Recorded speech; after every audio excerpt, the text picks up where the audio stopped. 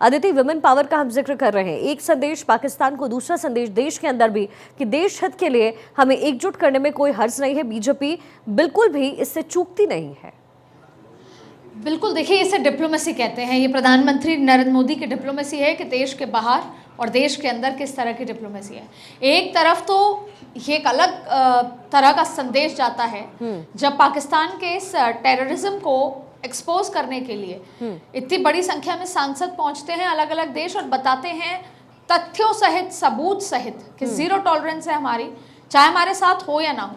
और मैं आपको पहले बता दूं कि कल भी हम ऑफ रिकॉर्ड कई बड़े नेताओं से जब मुलाकात कर रहे थे तो उनसे ये सवाल पूछा गया कि क्या इस तरह का परसेप्शन बना कि इस ऑपरेशन सिंदूर के दौरान देश में, विश्व में भारत अकेला खड़ा था। तो उन्होंने कहा वैसे तो ये परसेप्शन गलत है, लेकिन अगर इसको आप सही मान भी लेते हैं तो भारत ने ये बता दिया कि टेररिज्म के खिलाफ भले ही अकेला खड़ा रहना पड़े, लेकिन भारत खड़ा है आज भी, आगे भी, और हर एक एक्ट ऑफ टेरर को एक्ट ऑफ वॉर माना जाएगा।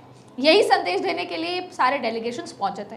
लेकिन देखिए, डेलीगेशंस का वहां पहुंचकर संदेश देना, उसमें चाहे पक्ष के सांसद हों, विपक्ष के, और आप देखें कि विपक्ष के भी ऐसे सांसद गए जिनके अंदर देश प्रेम, जिनके अंदर पाकिस्तान के खिलाफ जिस तरह की स्थितियां हैं पाकिस्तान की, उसके खिलाफ जो चीज़ें रखी गई, कम्युनिकेशन स्किल्स, ये तमाम चीज़ें सोच समझ के चुना गया। अब आप वो तस्वीरें देखिए डिप्लोमेसी की कि जहां पर वो मनीष तिवारी से बात कर रहे हैं टेबल बैठ के, आप वो बयान देखिए कि जब शशि थरूर कह रहे हैं कि प्रधानमंत्री ने सारे ग्रुप्स को 1-1 घंटा दिया, और आप ये देखिए कि किस तरीके का स्वागत इस डेलीगेशन का उन्होंने किया।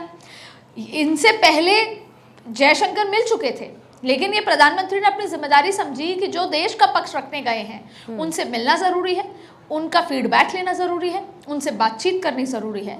क्योंकि एक बात ध्यान हमेशा हम सबको रहे कि ऑपरेशन सिंदूर अभी खत्म नहीं हुआ है, ऑपरेशन सिंदूर जारी है, और ये जो डेलीगेशंस जाकर संदेश देकर आए हैं, ये उस ऑपरेशन सिंदूर का प्रोसेस है अभी, जो ऑपरेशन सिंदूर अभी जारी है। जी।